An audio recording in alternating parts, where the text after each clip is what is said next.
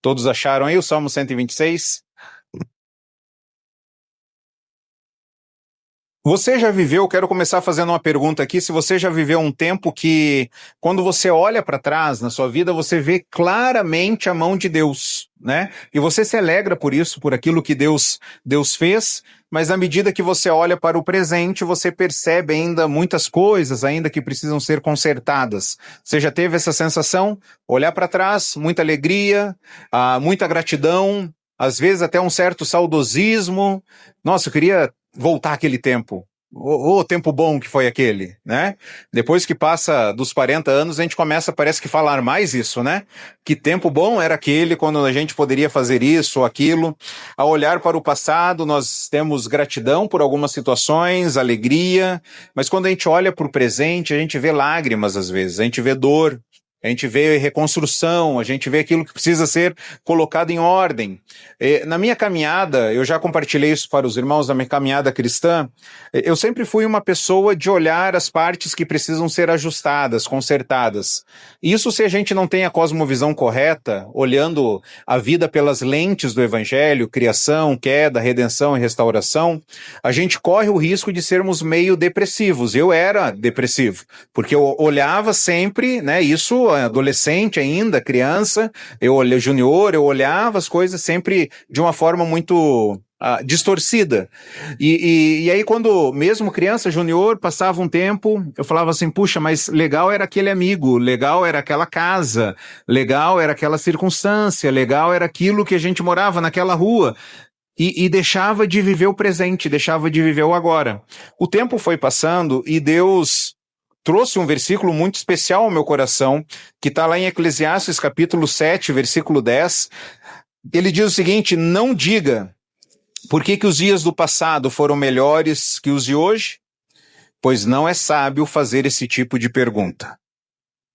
Se você tem essa tendência, como eu tinha também, de ficar olhando muito para o passado e falar como era bom aquela época, como eu gostaria de voltar a viver aquela época, aqueles dias foram melhores do que os dias de hoje. Eclesiastes fala que não é sábio fazer esse tipo de pergunta. Ou seja, entre as três palavras, ontem, hoje, amanhã, o Senhor quer que a gente escolha hoje.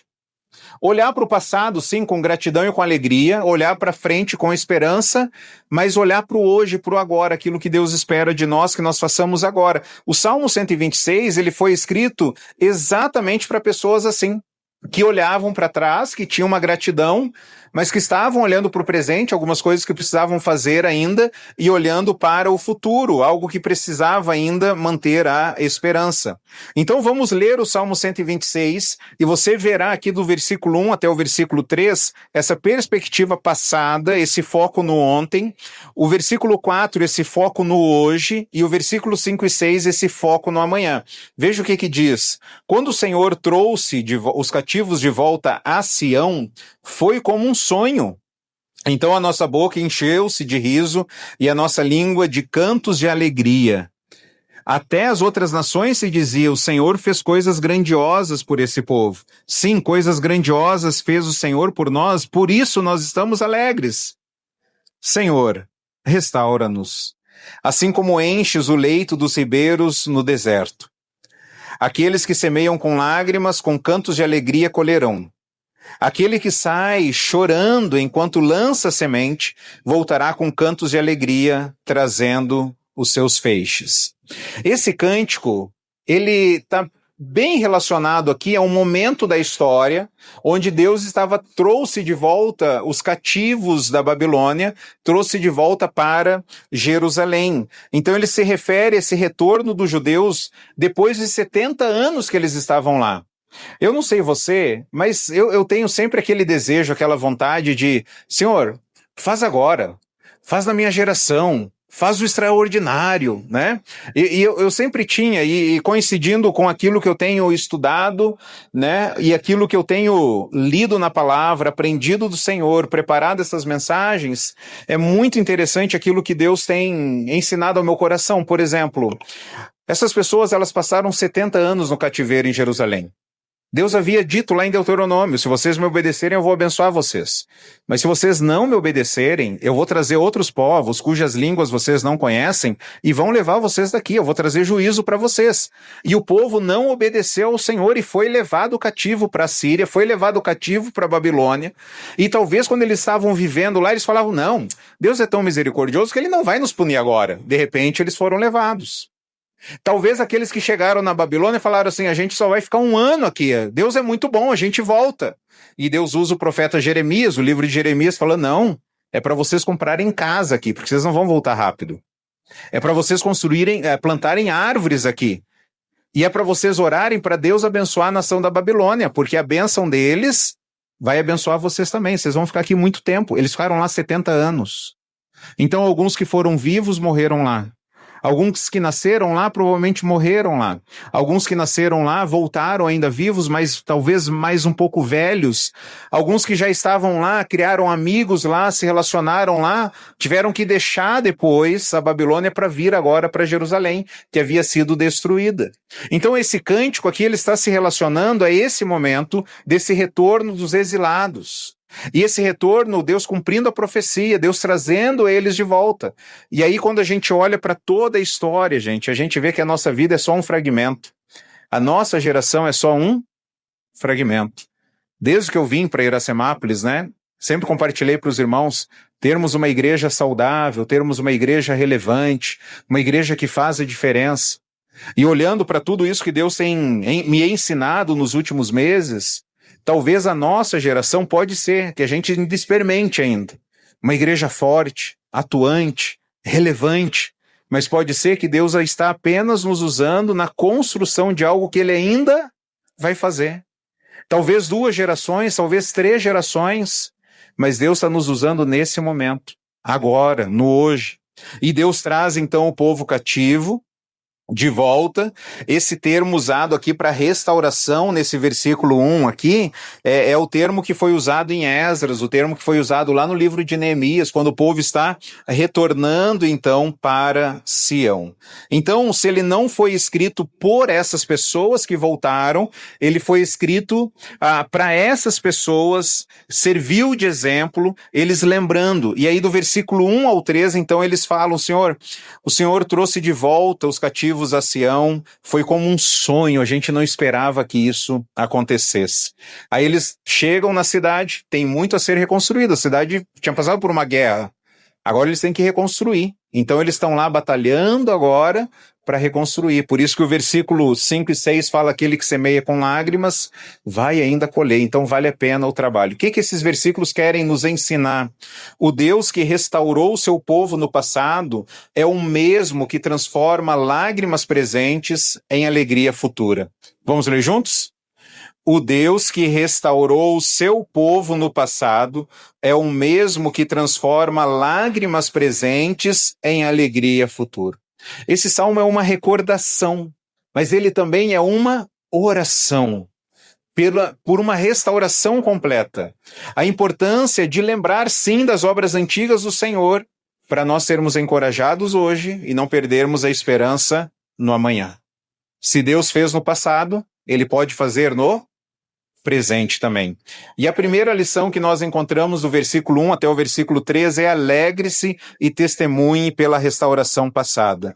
Conforme nós já mencionamos aqui, né, quando o Senhor trouxe os cativos de volta a Sião, foi como um sonho, a nossa boca se encheu-se de riso, a nossa língua de cânticos de alegria, até outras nações se dizia: o Senhor fez coisas grandiosas por esse povo, sim, coisas grandiosas fez o Senhor por nós.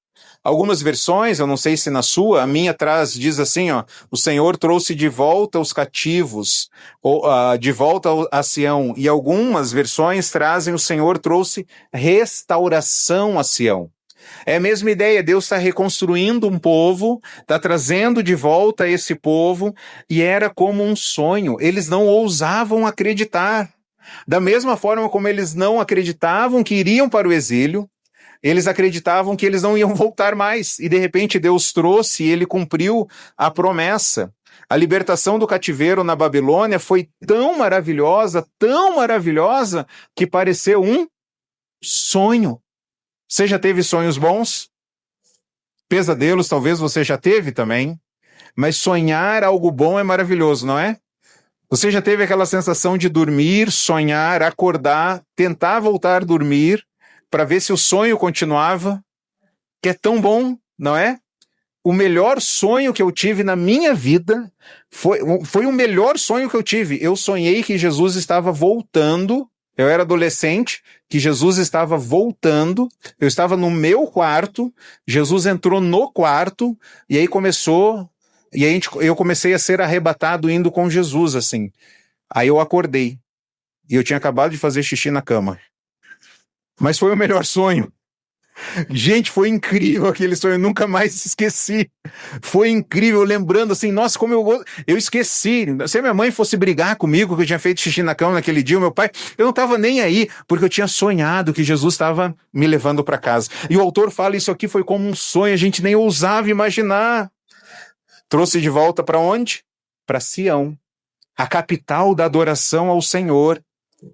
O plano, a peça central no plano de Deus. O autor ele vai usar 3 figuras aqui. A primeira figura que ele usa é acerca de um sonho, depois ele vai falar de águas, depois ele vai falar de colheita. Então ele fala sobre acerca desse sonho. Essa restauração gerou o quê? O versículo 2 fala que a nossa boca encheu-se de riso e a nossa língua de cânticos de alegria. Essa restauração trouxe o quê para eles? Alegria, riso, eles voltaram à pátria, eles cantaram de alegria. O livro de Tiago diz, tá alguém alegre? Cante. Quem que é a pessoa que mais canta lá na minha casa? Quem é? A Sarinha. Gente, ela começa a cantar e ela vai fazendo músicas, né? Vai falando as verdades que estão no coração dela. A gente fica só ouvindo, hoje aconteceu isso. Ela estava cantando, de repente um parou, outro parou, a gente foi indo tudo para perto dela, de repente a gente estava tudo em volta, ela, gente, não é para filmar, hein? Ela cantando. Quem está alegre, cante. Mas o povo estava onde? No exílio. Eles voltaram, eles começaram a cantar. Mas antes eles estavam no exílio. Deixa marcado o Salmo 126, passa aí 1 ou 2 folhas aí para frente, vai para o Salmo 137. Salmo 137, versículo de 1 a 5. Olha o que o salmista diz. Junto aos rios da Babilônia, nós nos sentamos e choramos com saudade de Sião. Ali nos salgueiros penduramos as nossas harpas. Eles usaram as harpas ou eles penduraram as harpas? Penduraram, guardou o violão, guardou o piano, guardou o teclado. Penduramos as nossas harpas. Ali os nossos captores pediam-nos canções. E os nossos opressores exigiam canções alegres, dizendo, cantem para nós uma canção, uma das canções de Sião. Como poderíamos cantar as canções do Senhor numa terra estrangeira? Que a minha mão direita definhe, ó Jerusalém, se eu me esquecer de ti. Eles estavam lá na Babilônia e eles haviam perdido o cântico, porque eles estavam exilados, tristes, debaixo do juízo de Deus, mas agora não, Deus trouxe de volta, então a boca deles se encheu de riso, eles estavam felizes, alegres, cantando. E essa alegria, essa restauração trouxe um testemunho às nações. Eles dizem no versículo 2, até as outras nações se diziam, o Senhor fez coisas grandiosas por esse povo. Outras nações olhavam para Israel e falavam assim, é Deus que está agindo. Olha o Deus deles que abriu o mar, que fez deles uma nação, que abençoou eles na terra, puniu eles também porque eles obedeceram, Deus levou eles cativo à Babilônia, mas agora Deus trouxe, está evidente que Deus está fazendo isso. Quando eu estava preparando essa mensagem, eu me deparei com uma frase de Bob Cook, que ele diz o seguinte, se você é capaz de explicar o que está acontecendo, então não é obra de Deus. Porque aquilo que Deus faz, muitas vezes, é inexplicável. A gente tem elementos, sim, para dizer, houve isso, mas, gente, no final de tudo, é Deus. É Deus que realizou isso, sim, coisas grandiosas o Senhor fez por nós, por isso estamos alegres. Esses 3 versículos aqui, eles falam das bênçãos de uma ação sobrenatural de Deus, como um sonho, como uma dádiva, como uma alegria que vai gerar testemunho. pois dele, por meio dele, para ele são todas as coisas. Se alegre no que Deus fez e testemunhe o que Deus fez. Irmão, sou filho de pastor, criado na igreja, Deus me chamou para o ministério. O que eu já vi de histórias nas igrejas, pessoas que não sabiam de nada, irmãos, nada. Começaram a aprender a mexer na mídia, no som, aprenderam instrumento, desenvolveram liderança, desenvolveram oratória, tiveram contato com pessoas, de repente se afastaram do Senhor. E aí lá fora eles dizem assim, fui eu que conquistei isso. E a gente como telespectador, a gente fala, cara, foi Deus. Foi Deus que te deu essas oportunidades. E agora você está rejeitando. Então, irmãos, aquilo que Deus faz gera alegria e nós devemos testemunhar. E eu quero perguntar para você, você se lembra ainda do que Deus já fez na sua vida? Você tem um diário de hora silenciosa, de devocional? Sugiro você a ter um caderninho, onde você vai registrando as suas orações. Dia tal, estou pedindo isso aqui para Deus. De vez em quando você volta. Irmãos, quando eu era adolescente, eu fazia isso, até por uma namorada eu pedia, né? Deus, é o que a gente mais pede quando é adolescente, né? Deus, né, que seja assim, assim, assado. Eu orava para ter aparelho nos dentes. Tinha um dente para trás, Deus queria aparelho, meus pais não tinham condições. Deus, quero tirar carta de motorista. Demorei anos para conseguir tirar. Quando casado já que eu consegui tirar carta de motorista. Deus, quero um computador, o senhor pode me dar? E aí depois você vai lá atrás e começa a olhar, olha o que Deus fez, Deus atendeu essa oração que eu não lembrava mais. Você se lembra do que Deus já fez por você? Isso gera gratidão, contentamento na sua alegria no seu coração. Em segundo lugar, além de se alegrar e testemunhar, ore também. Ore pela restauração no presente, pois ela ainda é necessária. O versículo 4. Senhor, restaura-nos. Ou, em algumas versões, diz, traze de novo, traze nossos cativos de volta, assim como enches o leito dos ribeiros no deserto. Restaura-nos, ou traze de volta os nossos cativos. Por quê? Porque eles sim voltaram, mas houve 3 voltas da Babilônia. Então os primeiros voltaram, os outros continuaram. Você consegue ler essas histórias no livro de Esdras. Esdras, no capítulo de 1 a 13, ele fala sobre o primeiro retorno. Esdras, capítulo 6, ele fala sobre o segundo retorno. E depois Esdras 7 e 8 sobre o terceiro retorno. Então, o que eles estão falando? Deus, ainda tem gente lá. Completa a obra, Senhor. Conclua a repatriação dos exilados, restaura plenamente, traz segurança para nós aqui, traz prosperidade, traz o shalom, traz a paz, completa aquilo que o Senhor começou. A lição que a gente aprende nesse versículo é: ore pela restauração no presente. Quando você olha para o casamento, para a igreja, para a sociedade, fala, Deus, completa a obra. Continua agindo, Senhor. Continua fazendo aquilo que o Senhor já começou. E como que é o desejo do salmista para essa restauração? O versículo 4, como enches o leito dos ribeiros no deserto. E é interessante isso, porque os leitos, eles ficam totalmente secos no verão. E aí eles se tornam ribeiros de novo quando vem as épocas da chuva e vem aquela enxurrada de novo. Os leitos secos causados pelos períodos da seca se tornavam ribeiros novamente, rios novamente, por causa das chuvas. Então, Senhor, restaura o que falta ser restaurado no presente. Como o Senhor faz com os rios que estão secos, né? Você já foi num rio seco já?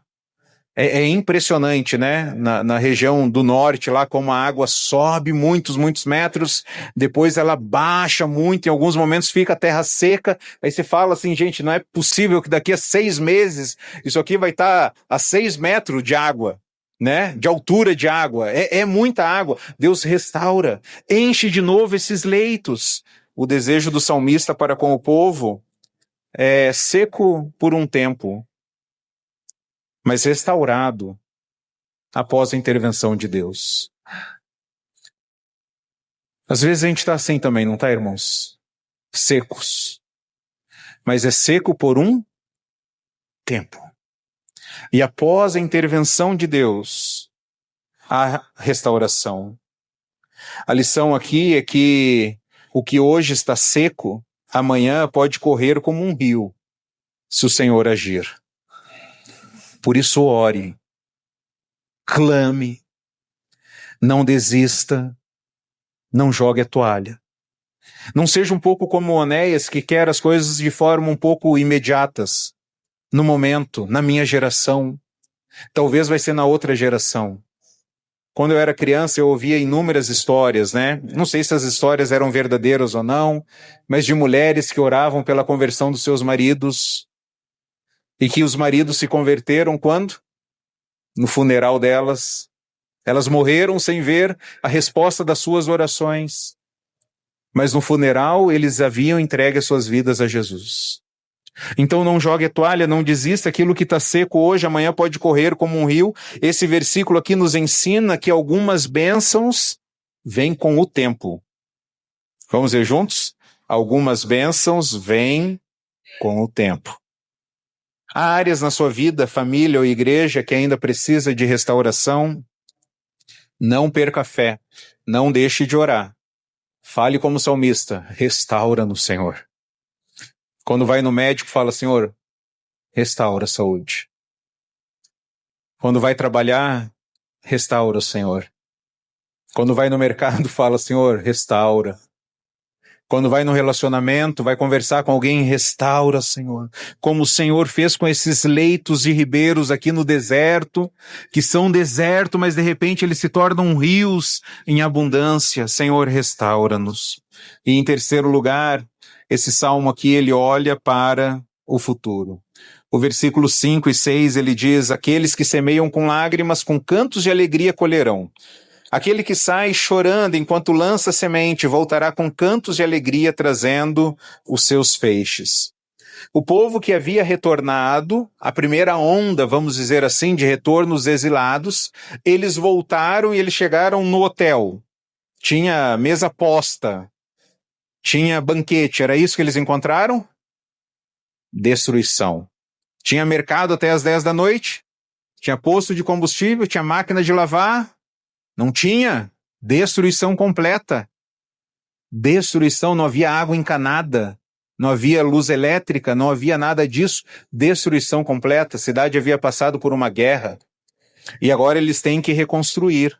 Eles passaram por um momento difícil, e aí assim que eles voltaram, olha que interessante, assim que eles voltaram, ao invés de eles começarem a pensar em Deus, eles estavam naquela canção famosa, Ema, ema, ema, cada um com seus problemas. Eu vou reconstruir a minha casa, a minha rua. E aí é nesse contexto que Ageu, o profeta Ageu, ele vem e ele traz uma mensagem de Deus. Vamos lá para Ageu agora, então. Deixa marcado. A maneira mais fácil para você achar Ageu é acha Mateus, tá? Acha Mateus e volta. Vai voltando aí.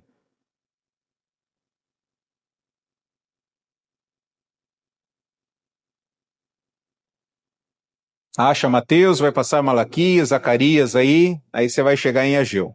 Mais fácil, não é? Ageu.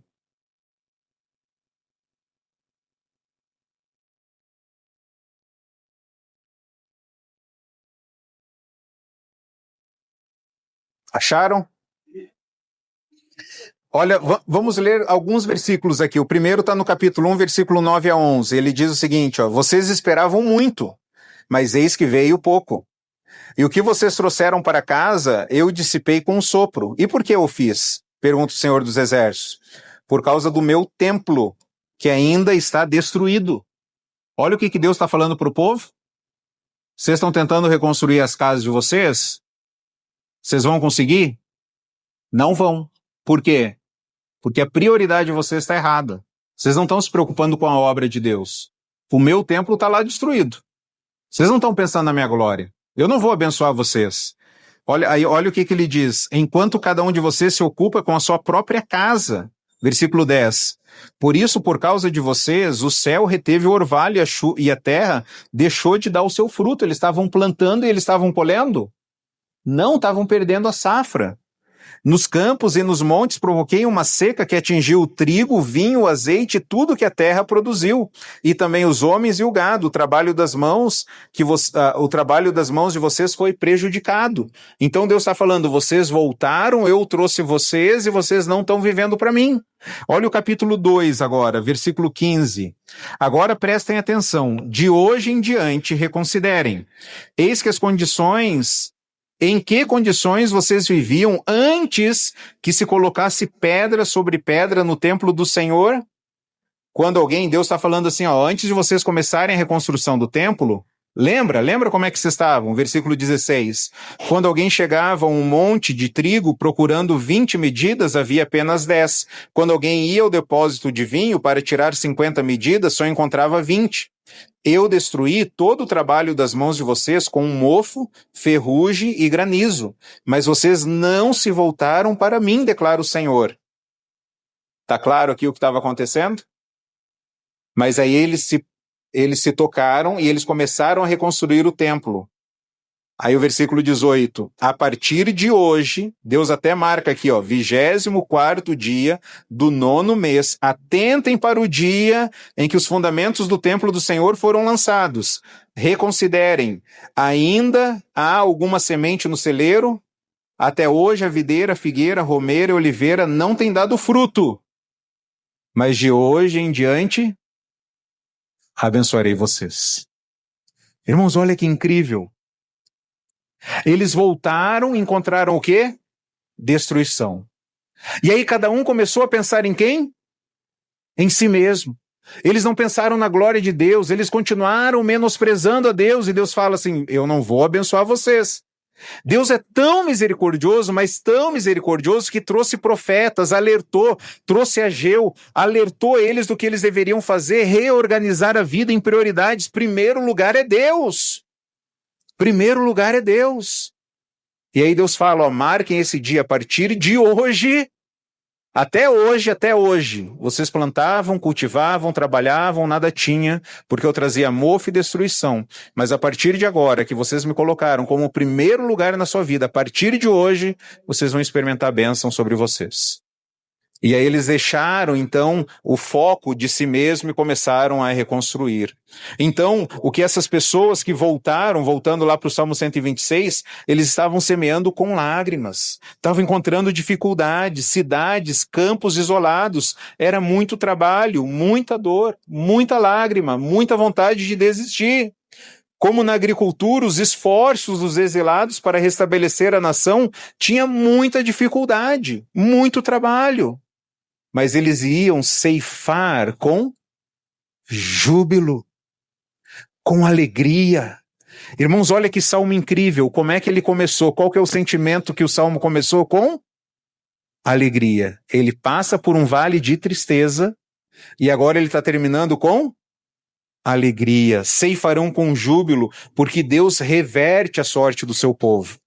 É Deus que age, é Deus que atua, é Deus que trabalha. Os gritos de alegria do passado vão ser ouvidos novamente. Eles vão se alegrar quando Deus restaura a sorte do seu povo no presente, a alegria experimentada. Então esses versículos aqui nos ensinam que tem bênçãos, que elas vêm depois do trabalho, depois das lágrimas, quando Deus é colocado em primeiro lugar na nossa vida. Tem bênçãos que são repentinas, versículo de 1 a 3. Tem bênçãos que vêm com o tempo, versículo 4. E tem bênçãos que vêm depois de lágrimas, trabalho e quando Deus é colocado como o primeiro lugar na nossa vida. Por isso eu quero deixar uma palavra aqui muito importante para você. Não despreze o processo. Não despreze o processo. A gente quer entrar em 2026... Esse ano vai ser diferente. Irmãos, eu acho que não. Eu acho que esse ano vai ser comum, como os outros anos foram. Com problemas e com vitórias. Vai ser um ano ordinário. Mesma coisa. É isso que pelo menos Deus tem me ensinado nos últimos tempos. A gente sempre espera o extraordinário. Mas Deus está agindo no ordinário. O fato de a gente poder respirar, o fato de você poder ouvir, ver, sentar, se locomover, são bênçãos que Deus tem derramado na nossa vida. Então Deus está agindo cada circunstância. Não despreze então esse processo. A transformação, ela vai acontecer quando esse processo for concluído. E ele vai ser concluído quando? Quando nós estivermos na presença de Jesus. Não despreze esse processo. Semeie agora, com fé, mesmo se você estiver chorando. O livro de Tiago é um livro incrível. E ele fala para a gente sermos sermos pacientes no sofrimento até a vinda do Senhor. E ele usa também o exemplo do agricultor. Semeie então com lágrimas, esperando a volta de Jesus. Não desiste, não desista. Semeie visando a colheita. Está doendo? Não pare de semear. A colheita vai chegar. Que a gente aprende aqui que hoje pode até haver lágrimas, mas o final vai ser glorioso. Vamos ver juntos? Hoje pode haver lágrimas, mas o final será glorioso. Porque o Senhor prometeu. Quanto tempo que esse hoje pode durar? Quanto tempo que esse hoje pode durar? Talvez toda a nossa vida. E aí a gente tem dificuldade de esperar esse hoje. Porque a gente quer vitórias imediatas, a gente quer vitória no agora. Caminhe com o Salmo 126 durante todo esse ano. Quando você quiser, Deus, é agora, é agora, é agora. Lembra do Salmo 126? Um povo que foi levado, foi punido. Um povo que foi restaurado.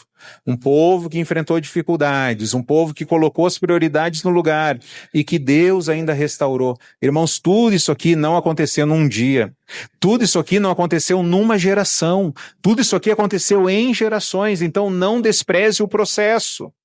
Mesmo cansado ou triste, semeie fazendo a vontade de Deus. Às vezes, quando a gente está encontrando dificuldade, às vezes a gente acha que não é a vontade de Deus, né? Talvez é o contrário. Talvez é o contrário. O fato de estarmos encontrando dificuldades, talvez é uma evidência de que Deus preparou esse caminho para nós. Porque se fosse fácil, o diabo ia abrir todas as portas. Porque Jesus falou, no mundo vocês vão ter o quê? Aflições, mas eu vou estar com vocês. E aí, se Jesus está conosco, irmãos, ele vai endireitando as nossas veredas. A gente só vai indo onde Jesus está indo. E aí, onde Jesus está indo, a gente vai encontrando paz, a gente vai encontrando luz, a gente vai encontrando relacionamento com ele, a gente vai encontrando esperança, a gente vai encontrando consolo. Você tem feito a vontade de Deus em sua vida, na sua família, no reino de Deus? O problema do nosso coração é que a gente esquece o que Deus fez. A gente desanima quando a restauração ela é parcial. Foi só um pouco. Deus era para ser tudo. Não despreze o processo. O problema do nosso coração é que a gente quer colheita sem semeadura. A gente quer alegria sem perseverança. Esse é o nosso problema. Mas em Jesus, ele começou um processo de restauração. E ele vai concluir. Então aqui nós vamos chorar, aqui nós vamos lamentar. A cruz foi semeada com lágrimas. Mas a ressurreição trouxe uma colheita que trouxe o júbilo de alegria de novo. A nossa boca se encheu de alegria, de riso, quando a gente olha para a cruz e lembra que a cruz está vazia. A gente olha para o túmulo e o túmulo está vazio. A gente olha para o trono e fala, Jesus está lá, reinando. E ele reinará para sempre. E a gente se alegra nisso. Então seja grato pelas bênçãos do passado, ore por bênçãos no presente e prepare-se para receber bênçãos no futuro. 3 lições.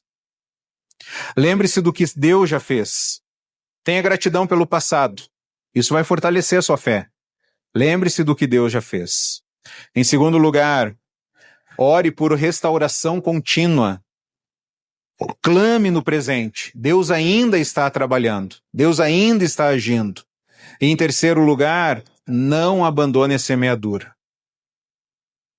Tenha esperança quanto ao futuro. Mesmo quando isso estiver doendo, mesmo quando estiver com lágrimas, não perca a esperança. Talvez hoje, dia de hoje, 4 de janeiro, Talvez você está mais perto das lágrimas, né? Do que talvez do júbilo. Mas o Salmo 126 te lembra que o choro não é o fim da história. A última palavra pertence ao Senhor da colheita. Continue semeando, continue confiando, continue esperando. O Deus que restaurou Sião está restaurando as nossas vidas e nos levará para Nova Jerusalém. Amém? Senhor, nós queremos te dar graças pelo que o Senhor já fez lá no passado. Queremos clamar para que o Senhor continue agindo no presente, para que possamos perseverar, não desistir. E queremos agradecer ao Senhor pelo que o Senhor fará lá no futuro. Obrigado porque nós vamos colher com júbilos de alegria. Pai, se hoje tem irmãos aqui hoje, Pai, com coração sangrando, com coração com falta de esperança, com coração com dor, com coração desesperado, desanimado, deprimido, talvez olhando tanto de coisas que precisa fazer em casa, no casamento, com os filhos, na área financeira, na área da saúde, talvez estão perdendo a esperança, Senhor, nós pedimos que esse salmo, do Salmo 126, possa ajudar esses irmãos a olhar para Jesus, o Senhor da história, aquele que cuida do seu povo, aquele que promete e cumpre, aquele que começou o processo de restauração e vai concluir, e que essas certezas da sua palavra possam encher o coração de cada um de nós, quando nós passarmos por esses momentos de reconstrução também. Lembrando, ó Pai, que o Senhor um dia concluirá toda a sua obra, e não haverá lá mais dor, não haverá mais lágrima, não haverá mais morte, porque nós estaremos plenamente restaurados, vivendo com o Senhor para todo sempre. Nos use no presente hoje para semearmos na sua palavra, semearmos a sua palavra, semearmos a sua vontade, fazermos aquilo que o Senhor quer para nós. É no nome de Jesus, nosso Senhor e Salvador, que nós oramos. Amém. Que Deus nos abençoe. Vamos louvar ao Senhor.